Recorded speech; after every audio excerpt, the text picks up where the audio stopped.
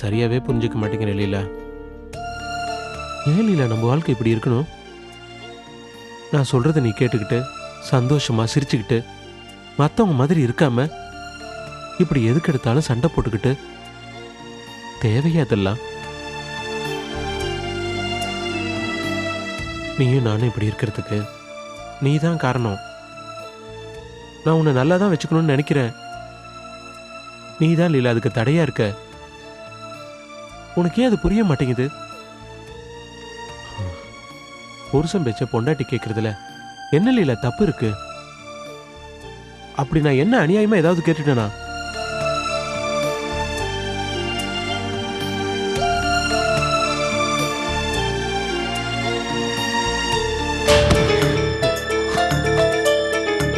என்னடி கையை தட்டி விடுற? ஒரு மாத்திரை பத்தல, 2 தூக்க மாத்திரை போட்டுட்டு படுத்தேன். அப்ப கூட தூக்கம் வர மாட்டேங்குது. மனசு பூரா வேதனை நிரம்பி இருக்கும்போது எப்படிதான் தூக்கம் வரும்? பேசாம மொத்த மாத்திரையும் போட்டுக்கிட்டு ஒரேடியே தூங்குறது தவிர வேற வழியே இல்ல போல இருக்கே. நான் பேசுனதெல்லாம் நீ தூங்கும்போது கேட்டுக்கிட்டு தானே இருந்த. நான் உங்ககிட்ட எவ்வளவு பிரியமா பேசினேன். அதையே உன் மனசுக்கு தெரியல. தொடாதீங்கன்னு இப்படி தட்டி விடுற. அடச்சி, பேசுறீங்க பாரு பேச்சு. ஏன் பேச்ச கேளு, நான் சொல்றபடி கேளு. அப்படிதான் அப்பாவும் பேசிட்டு இருந்தீங்க. நாம நடந்துக்கிறது எவ்வளவு மோசமா நடந்துக்கிறோம்னு புரிஞ்சுக்காம நடந்துக்கிற உங்ககிட்ட பேசுறது எல்லாமே வேஸ்ட், சுத்த வேஸ்ட். என்ன வேஸ்ட்? உன்னை கட்டிக்கிட்டது, புள்ள குட்டி பெத்துக்கிட்டது எல்லாமே வேஸ்ட்ங்கறியா? ஆமா.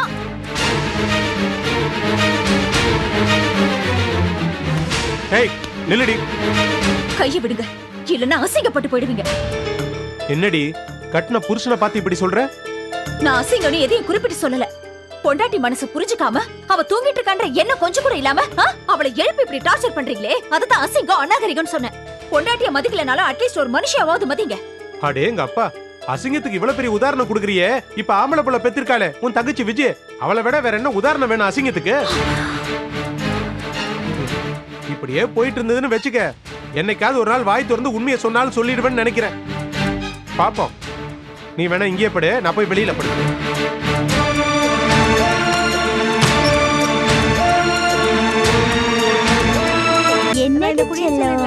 என்னடா விஜிமா, நான் வீடு வரைக்கும் போயிட்டு உனக்கு மாத்திரத்துக்கு துணி எடுத்துட்டு வரவா? வேண்டாக்கா, துணிலாம் இருக்கு. அப்படியா, சரி. அப்போ டிஃபனாவது எடுத்துட்டு வரேன். டிஃபன்லாம் எதுக்குக்கா? வேண்டாம். ஏம்மா, எதுக்கு வேண்டாங்கிற? அது இல்லக்கா, எனக்கு சீக்கிரம் டிஸ்சார்ஜ் ஆக போறோம். தேவையில்லாம நீ எதுக்கு கஷ்டப்பட்டு டிஃபன்லாம் எடுத்துட்டு வரணும்? அதான். அப்படியா? அப்ப சரி, நானும் உங்களோட சேர்ந்து வந்துடுறேன். பேசிட்டுங்க.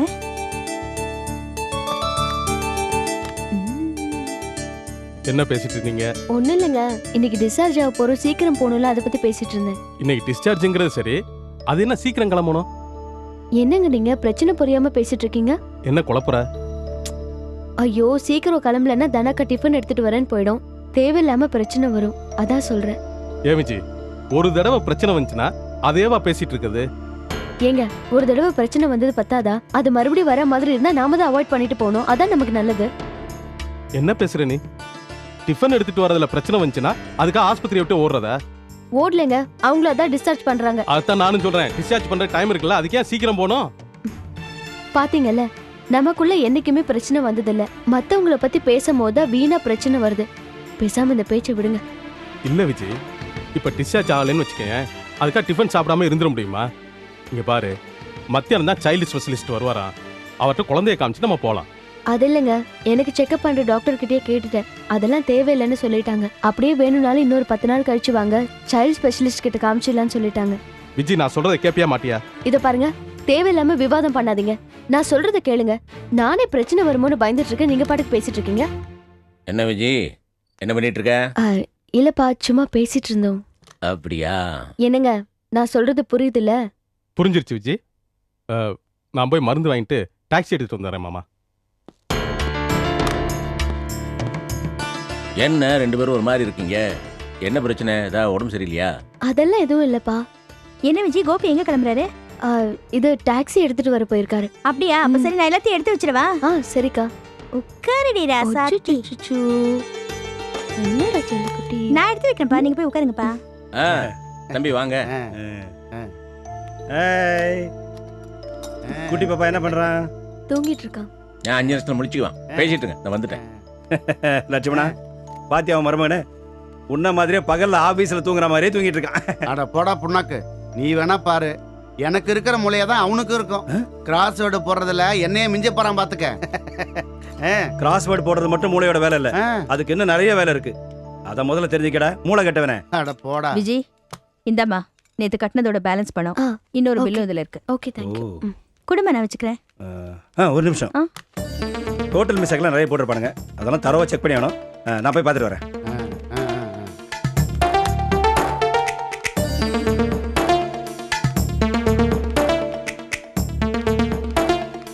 இது என்ன தம்பி, என்ன மாமா முடிச்சிட்டாங்களா? எம்ட்டு போட்டுக்கிறான். 7000 ரூபாய் போட்டிருக்கான். 7000மா? நல்ல வேலை, 10,000 கொண்டாந்தேன். 7000 தானா? சரி சரி, இதை நானே கட்டிடுறேன். எங்க கட்டினா? உங்களுக்கு எதுக்கு மாமா சிரமம், நீங்க உட்காருங்க, நான் போய் கட்டிட்டு வரேன். நீங்களே கட்டிடுறீங்களா? சரி பிடிக்கும். நீங்க உட்காருங்க.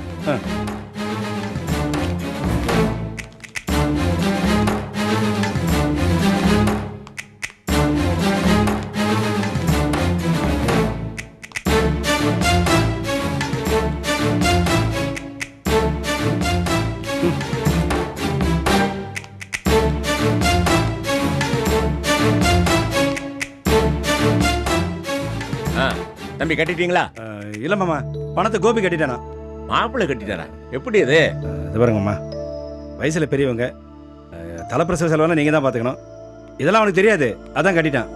இல்ல தம்பி, தப்பாச்சே. நான் தானே கட்டினேன். அவன் இந்த மாதிரி ஏதாவது பண்ணி தான் இருப்பான். இந்தாங்க நீங்க பிடிங்க. இல்ல தம்பி, இது நான் வாங்கக்கூடாது. இதை நீங்க பத்திரமா வச்சுக்கிட்டு கோபி மாப்பிள்ளையிட்ட கொடுத்துருங்க. என்ன சரி சரிதானே? ம்.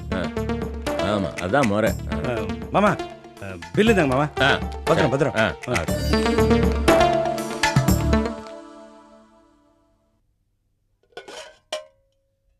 கொஞ்சம் சாதம் போட்டுக்கப்பா.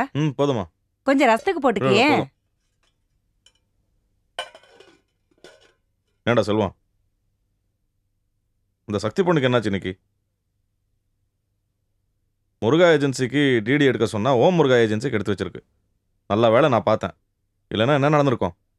இங்க போக வேண்டிய டிடி அங்க போயிருந்துச்சுன்னா அப்புறம் யார் பதில் சொல்றது? பிரச்சனை தான். அவனுக்கு ஃபோன் பண்ணி ப்ரெசென்ட் பண்ணாதாங்கணும், பேங்க்குக்கு ஃபோன் பண்ணி டிடியை கேன்சல் பண்ணும். சிரமம் தான். நான் பார்த்தேன், சரியா போச்சு. இல்லைன்னா ஏன் அந்த பொண்ணுக்கு என்னாச்சு? ஒழுங்கா தானே வேலை பார்க்கும். ம்ம். அவ வீடு இருக்கிற இருப்புக்கு வேலை மேல எங்க கவனம் போகும்? எவன் வந்து தகராறு பண்ணுவான், எவன் வந்து காசு கேட்டு கடத்திட்டு போவானோன்னு தினம் தினம் பயந்து பதுங்கவே நேரம் சரியா இருக்கும். அப்புறம் எங்க இருந்து வேலையை பாக்குறது?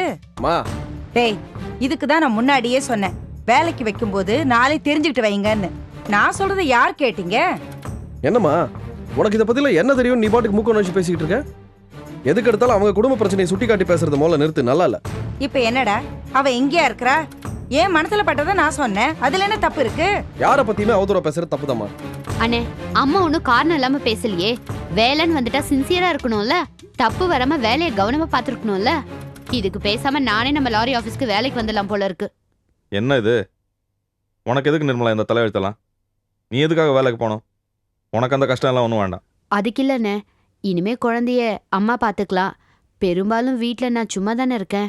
அதெல்லாம் ஒன்றும் வேண்டாமா, விட்டுருந்த யோசனையா.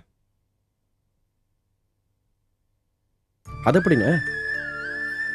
பொண்ணுங்க அவங்க சூழ்நிலைக்கு தகுந்த மாதிரி வேலைக்கு போறது நியாயம் தானே. இந்த காலத்துல அவங்க புருஷனை எல்லாம் நம்பிக்கிட்டு இருக்கிறது அவ்வளோ சரி வராதுண்ணே. அவங்க சுயநம்பிக்கை வளர்த்துக்கிறதுக்காவது பொண்ணுங்க வேலைக்கு போய் தானே ஆகணும். அதுவும் சில பொண்ணுங்க வேலைக்கு போனா தானே வாழ்க்கையில் ஒரு பிடிப்பு ஏற்படும். என்னடா பேசுற? அதுக்காக நம்ம தங்கச்சியை நம்ம கடையிலேயே வேலைக்கு வைக்க முடியுமா? இல்ல, நான் பொதுவாக தான் சொன்னேன். நிர்மலா வேலைக்கு போறதுல தப்பு இல்லை, ஆனா நம்ம கடையில் இது வேலை பார்க்க வேண்டாம். படிப்புக்கும் தகுதிக்கும் தகுந்த மாதிரி நீ ஏதாவது நல்ல கம்பெனியில் வேலைக்கு அப்ளை பண்ணி பாரு. சும்மாரா, வீட்டில் உட்காந்து ராணி மாதிரி சாப்பிட்டு சௌகரியமா இருக்கிறத விட்டுட்டு வேலைக்கு பேசாம இரு.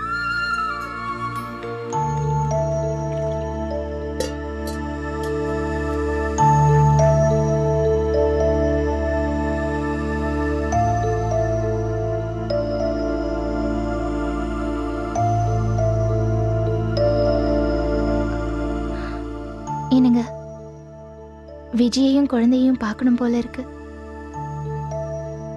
போயிட்டு வந்துடலாம். ம். ஒரு நிமிஷம்.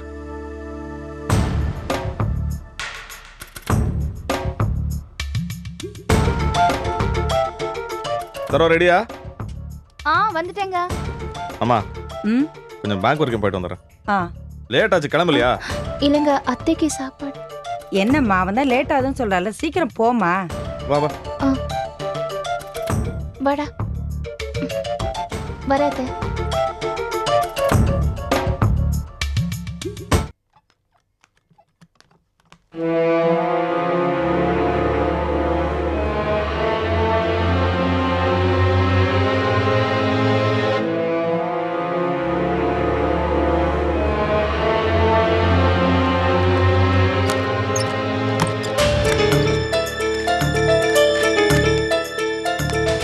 ஏய் நில்லடி, என்னடி எழுதுற? குடுறீங்க. ஏய் குடுறீங்க.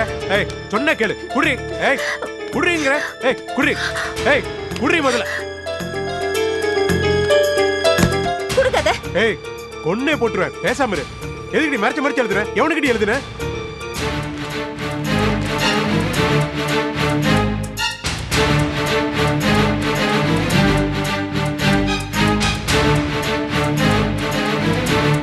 என்னடி இதெல்லாம்? எதுக்கு இந்த மாதிரி எழுதி வச்சிருக்க? என்ன முகமே மாறி போச்சு? எவனுக்கோ எழுதுறேன்னு நினைச்சீங்க, போலீஸ்க்கு எழுதுவேன்னு யோசிக்கவே இல்லைல்ல? எதுக்கு இந்த மாதிரி எழுதுன? மிரட்டுறதுக்கா? என்ன மிரட்டுறதுக்கா? இத வெறும் மிரட்டல்னு மட்டும் சொல்ல முடியாது, ஒரு பாதுகாப்புக்கு. அடிக்கடி பேச்சுவாக்குல விஜயோட பழைய விஷயத்த சொல்லி சொல்லி என்ன நீங்க மிரட்டுவீங்கல்ல, இனிமே விஜயோட பழைய விஷயத்த நீங்க பேசவே கூடாது. அதுக்கு ஒரு முட்டுப்புள்ளி வைக்க வேண்டாம். அதுக்கு தான் இந்த லெட்டர். ஒருவேளை எங்க அப்பா கிட்ட போய் விஜயோட விஷயத்தை பத்தி நீங்க சொன்னா கூட அவர் நம்ப கூடாதுன்றதுக்காகத்தான் நான் எடுத்த முடிவு.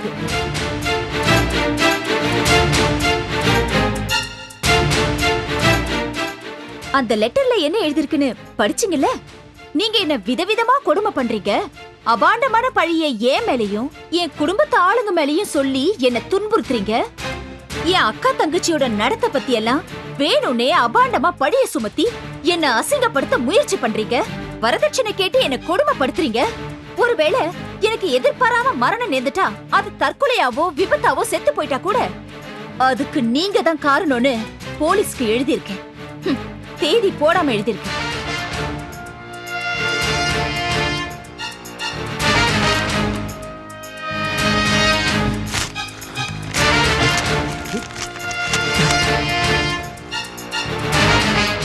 இதை கிழிச்சு போட்டதுனால எல்லாமே முடிஞ்சு போயிடுச்சுன்னு நினைக்காதீங்க. இந்த மாதிரி 7-8 லெட்டரை எழுதி வச்சு வெவ்வேறு இடத்துல மறைச்சு வச்சிருக்கேன். இதுக்கு மேலேயே நீங்க விஜயோட சம்பந்தப்பட்டது ஏதாவது பேசுனீங்க, அப்புறம் எழுதி வச்ச மாதிரி தான் நிச்சயம் நடக்கும்.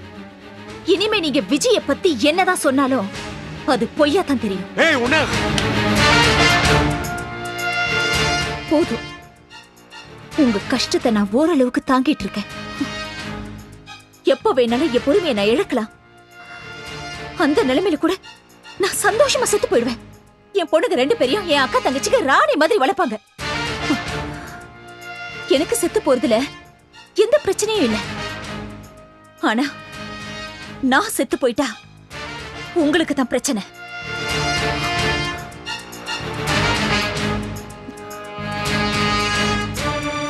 முன்னாடியெல்லாம் நான் செத்து போயிடுவேன்னு சொன்னா அப்படியே பதறி போயிடுவீங்க.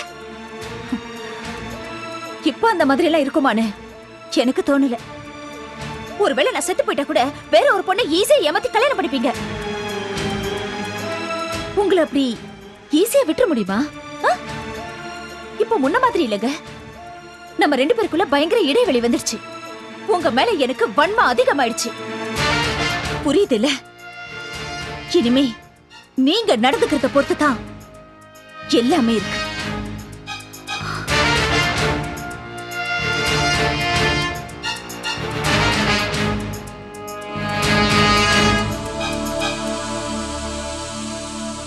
விஜி, டாக்டர் கிட்ட எல்லா விவரத்தையும் கேட்டுக்கிட்டியா? கேட்டுக்கிட்டேன் மாமா. விஜி, இந்த சொட்டு மருந்து கொடுக்கறது, தடுப்பூசி போடுறதுலாம் என்னென்ன எப்பப்பன்னு கேட்டு தெரிஞ்சுக்கிட்டியா? அவங்க கார்டுல நோட் பண்ணி கொடுத்துருக்காங்க. எதுக்காக சொல்றேன்னா, நீ நம்ம வீட்டுக்கு வந்தீனா நானு அண்ணிலாம் இருக்கோம், பொறுப்பா கவனிச்சுக்குவோம். நீ உங்க அக்கா வீட்டுக்குலாம் போற. இத பாரு விஜி, இத நீ ஒன்னும் வித்தியாசமா எடுத்துக்காத. எங்களுக்கு ஓ மேலையும் குழந்தை மேலையும் தனி அக்கறை இருக்கு. விஜி, குழந்தைய பாத்துக்கிற மாதிரி உன்னை நீ பத்திரமா பாத்துக்கணும். என்ன? சரிங்க மாமா. நம்ம வீட்டுக்கு வந்தாலாவது பொறுப்பா நல்லபடியா கவனிச்சுக்குவோம். ஆனா அங்க அப்படியா? ம். பாப்பா ஏய் செல்லக்குட்டி செல்லக்குட்டி பெரிய பாத்து, படம் என்ன பாஸ் நீங்க இப்படியா குழந்தைய காட்டுத்தனமா தூக்குறது? இங்க பாருப்பா, இது எங்க வீட்டு குழந்தை, அந்த ஞாபகம் இருக்கட்டும். என்ன நீ இப்படி சொல்லிட்டிய? நானும் ஒரு பிள்ளைய பெற்றவன். அதுவும் இல்லாம விஜயோட குழந்தைய அவளை அசால்ட்டா நான் தூக்கிடுவேனா? காட்டு பையதான், ஆனா புள்ள பூ மாதிரி இருக்கே, அதை எப்படி அசால்ட்டா விஜய்? தூக்கிடுவேன்? எல்லாம் எடுத்து வச்சாச்சா? கிளம்ப வேண்டியதுதான் பாக்கி. சரி, மருந்தெல்லாம் பேக் பண்ணியாச்சு. எடுத்துட்டு வண்டிக்கு வந்துடுறேன், நீங்களும் வந்துருங்க. ஆனா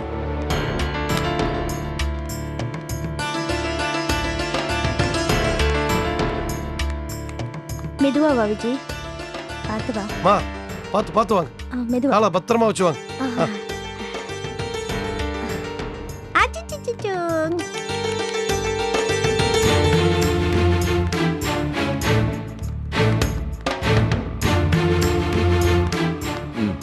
பார்த்துவோம்மா சரிவா இருக்குது. மாமா, அப்ப நாங்க போயிட்டு வரோம். இல்லம்மா, நானும் உங்க கூட தான் வரேன். சரி சரி சரி சரி, நாங்க போயிட்டு வரோங்க. அக்கா நீ கார்ல போய் உட்காரு, போன்னு சொல்றல. விஜய் போலாமா? என்னங்க, நான் கார்ல போறேன், நீங்களும் போஸ் மாமாவும் பைக்ல வந்துருங்க. வந்துடுறோம். விஜய்